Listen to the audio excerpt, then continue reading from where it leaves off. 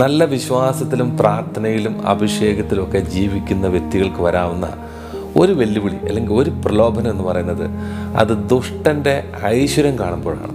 അതായത് എൻ്റെ ജീവിതത്തിൽ ഞാൻ നല്ല വിശ്വാസത്തിലൊക്കെ ജീവിച്ചിട്ട് എനിക്ക് ഭൗതിക ജീവിതത്തിൽ വലിയൊരു ഉയർച്ച കിട്ടുന്നില്ല. പക്ഷേ ദുഷ്ടരുടെ ജീവിതത്തിലേക്ക് നോക്കുമ്പോൾ അവരുടെ ജീവിതത്തിലൊക്കെ വലിയ ഉയർച്ചയാണ്, ഭൗതിക ജീവിതത്തിലൊക്കെ വലിയ ഉയർച്ചയാണ്. ഒരു ചേട്ടൻ എന്നോട് പറഞ്ഞൊരു കാര്യം ഇതാണ്. അതായത് അച്ഛാ, ഞാൻ പള്ളിയിൽ പോകുന്നുണ്ട്, പ്രാർത്ഥിക്കുന്നുണ്ട്, കുടുംബ പ്രാർത്ഥന നടത്തുന്നുണ്ട്, കുമ്പസാരിക്കുന്നുണ്ട്, അങ്ങനെ എല്ലാ ആത്മീയ കാര്യങ്ങളും ഞാൻ ചെയ്യുന്നുണ്ട്. ഞാൻ പ്രത്യേകിച്ച് ഒരു മാരകഭാവത്തിലൊന്നുമല്ല, ഞാൻ കർത്താവിനോട് ചേർന്ന് തന്നെയാണ് ജീവിക്കുന്നത്. പക്ഷേ എൻ്റെ ജീവിതത്തിൽ എനിക്ക് ഭൗതികമായിട്ട് വലിയൊരു ഉയർച്ച കിട്ടുന്നില്ല. ഇതൊന്നും ചെയ്യാതെ പള്ളിയിലും പോകുന്നില്ല, പ്രാർത്ഥനയില്ല, അത്യാവശ്യം എല്ലാ വഷളത്തരങ്ങളും അല്ലെങ്കിൽ എല്ലാ കൊള്ളരുതായ്മകളൊക്കെ ചെയ്ത് ജീവിക്കുന്ന ചില വ്യക്തികളുടെ ജീവിതത്തിലേക്ക് നോക്കുമ്പോൾ അവരുടെയൊക്കെ ഭൗതിക ജീവിതത്തിൽ വലിയ ഉയർച്ചയാണ്. അവരുടെയൊക്കെ സാമ്പത്തിക മേഖലയിൽ അവർക്ക് യാതൊരു ബുദ്ധിമുട്ടുമില്ല, സമ്പത്തൊക്കെ ധാരാളമുണ്ട്. അവരിങ്ങനെ മദ്യപിച്ചും എല്ലാ തെറ്റുകളും വഷളത്തരങ്ങളൊക്കെ ചെയ്ത് ഇങ്ങനെ ജീവിതത്തിൽ വലിയ സന്തോഷത്തോടെ ജീവിക്കുമ്പോൾ എൻ്റെ ജീവിതത്തിൽ ഇങ്ങനെ അന്നന്ന് വേണ്ടുന്ന ആഹാരം കഴിച്ച് ജീവിച്ചു പോകുന്നൊരവസ്ഥയാണ്, അല്ലെങ്കിൽ എങ്ങനെയെങ്കിലും ഓരോ ദിവസം ഇങ്ങനെ തള്ളി നീങ്ങി പോകുന്ന ഒരവസ്ഥയാണ്. അപ്പോൾ ഈ ദുഷ്ടൻ്റെ ഐശ്വര്യം കാണുമ്പോൾ, അവരുടെ ജീവിതം കാണുമ്പോൾ പ്രലോഭനം വരികയാണ്. എന്തിനാണ് ഈ ആത്മീയ കാര്യങ്ങളൊക്കെ ചെയ്ത് ഇങ്ങനെ ദൈവത്തോട് ചേർന്ന് ജീവിക്കുന്നത്?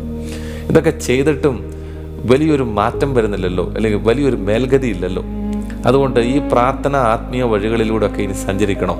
ഇതൊരു പ്രലോഭനമാണ്, ഇതൊരു വെല്ലുവിളിയാണ്.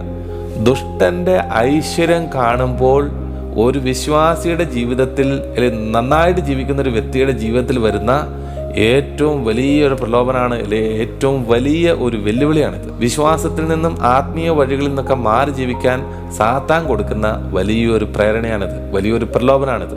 ഈ ചതുക്കുഴിയിൽ പെട്ടുപോകരുത്. സാത്താൻ്റെ ഈ വലിയ പ്രലോഭനത്തിൽ വിശ്വാസിയായിട്ടുള്ള ഒരു വ്യക്തി വീണു പോകാതിരിക്കാൻ വേണ്ടി വായിച്ചിരിക്കേണ്ട സങ്കീർത്തനമാണ് സങ്കീർത്തനങ്ങൾ 73. ദുഷ്ടന്റെ ഐശ്വര്യം അല്ലെങ്കിൽ അവരുടെ സമൃദ്ധി എന്ന് പറയുന്നത് അത് അധികം കാലം നീണ്ടു നിൽക്കുന്ന ഒരു സമൃദ്ധിയല്ല. ഇവിടെ സങ്കീർത്തനത്തിൽ പറയുന്നുണ്ട്, ദുഷ്ടന്റെ ഐശ്വര്യം അധികം കാലം നീണ്ടു നിൽക്കില്ല. അവൻ്റെ സന്തോഷവും സമാധാനവും അല്ലെങ്കിൽ ആനന്ദമൊക്കെ കടന്നു വരുന്നത് എവിടെ നിന്നാണ്? അവൻ്റെ ഭൗതികമായിട്ടുള്ള മേഖലയിൽ നിന്നാണ് കടന്നു വരുന്നത്. അത് അധികം കാലം നിലനിൽക്കില്ല. എന്നാണോ നല്ല മാർഗത്തിലൂടെ അല്ലാതെ അല്ലെങ്കിൽ നല്ല ജീവിതം നയിക്കാതെ നേടുന്ന ഐശ്വര്യവും സമൃദ്ധിയും സമ്പത്തും ഇല്ലാതാകുന്നത്, അതോടുകൂടി അവൻ്റെ സമാധാനവും സന്തോഷവും ഇല്ലാതാവും. നല്ല മാർഗത്തിൽ ജീവിക്കാതെ നേടുന്ന ഏതൊരു സമ്പത്തും ഏതൊരു ഭൗതിക നേട്ടവും അത് ഒരു കാലത്ത് നിൽക്കും. അതോടുകൂടി അവരുടെ സമാധാനവും സന്തോഷവും എന്നേക്കുമായിട്ട് അവസാനിക്കും. എന്നാൽ വിശ്വാസി വായിച്ചു നോക്കേണ്ട വചനമാണ് 73 സങ്കീർത്തനത്തിൻ്റെ 28 തിരുലിഖിതം. എന്തെന്നാൽ ദൈവത്തോട് ചേർന്ന് നിൽക്കുന്നതാണ് എൻ്റെ ആനന്ദം. വിശ്വാസിയുടെ വളർച്ച എന്ന് പറയുന്നത് അത് സാവധാനമായിരിക്കാം. ആ വളർച്ച അല്ലെങ്കിൽ ആ ഉയർച്ച എന്ന് പറയുന്നത് എന്നേക്കും നിലനിൽക്കുന്ന ഒന്നായിരിക്കും. അതായത് നല്ല മാർഗത്തിലൂടെ ദൈവം തരുന്ന സമ്പത്തിലൂടെ കിട്ടുന്ന ഒരു ആനന്ദം ഉണ്ടല്ലോ, ആ ആനന്ദമാണ് എന്നേക്കും നിലനിൽക്കുന്ന ആനന്ദം. ആ സമാധാനമാണ് എന്നേക്കുമായിട്ട് നിലനിൽക്കുന്ന സമാധാനം.